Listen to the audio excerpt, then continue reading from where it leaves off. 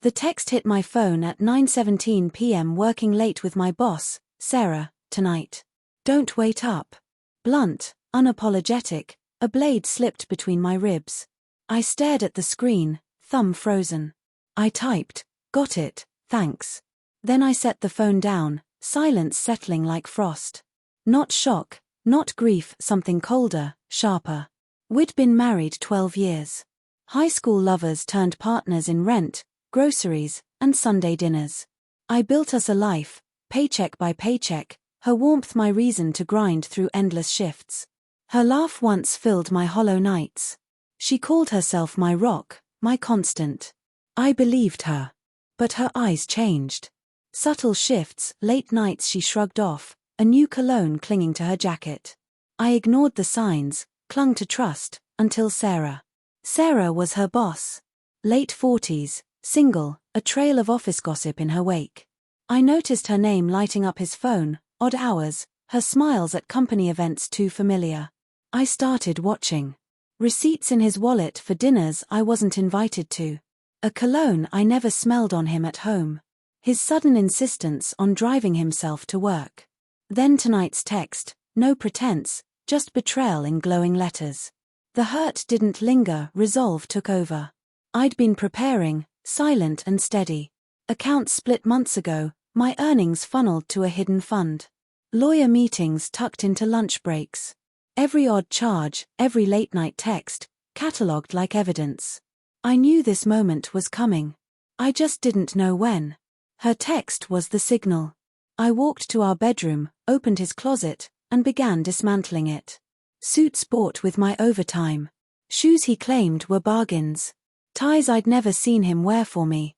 I packed his life into boxes, tape sealing each one shut like a vault. By 11:30 p.m., my SUV was loaded. At midnight, I drove to Sarah's office. The building loomed dark, its windows cold and blank. I stacked the boxes at the entrance, precise and orderly.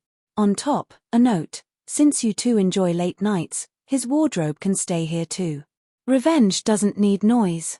I didn't text him, didn't call. I drove home to a half-empty closet and sprawled across the bed we once shared. At 3:58 a.m., my phone glowed.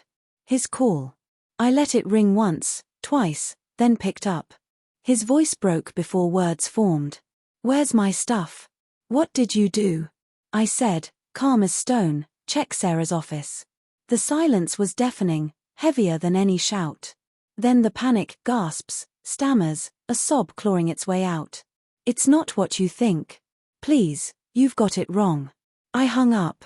By ourselves in the morning, the office staff found his things, a public exhibit of his shame. Whispers raced through cubicles before the first coffee break. Screenshots of the boxes spread by 9 a.m., his name and Sarah's tangled in the gossip. At 10:15, he came home. Face pale, eyes red, he pounded the door like a cornered animal. I opened it, leaned against the frame, and waited. "Why would you do this?" he yelled, voice cracking. "To me," I said, steady as steel. "No, for me." He swore it was nothing, a misunderstanding, begged me to listen. I handed him a folder, bank statements, receipts, texts, a timeline of his lies in black and white. His hands shook as he took it. "You thought I didn't see?" I said. "I was just patient." He reached for me. I stepped back. "The locks are changed. My lawyer will contact you." His face crumpled, the weight of his choices sinking in. His pride shattered, his world undone. That evening, I sat in our quiet house. Empty hangers, empty shelves, but the space felt full, mine. His 4 a.m. call echoed in my head, a song of his unraveling. Justice isn't always loud. Sometimes it's boxes, a note, and the patience to let betrayal expose itself. He thought he'd chosen Sarah. But I chose the ending. No regrets. He didn't lose me that night, I lost him.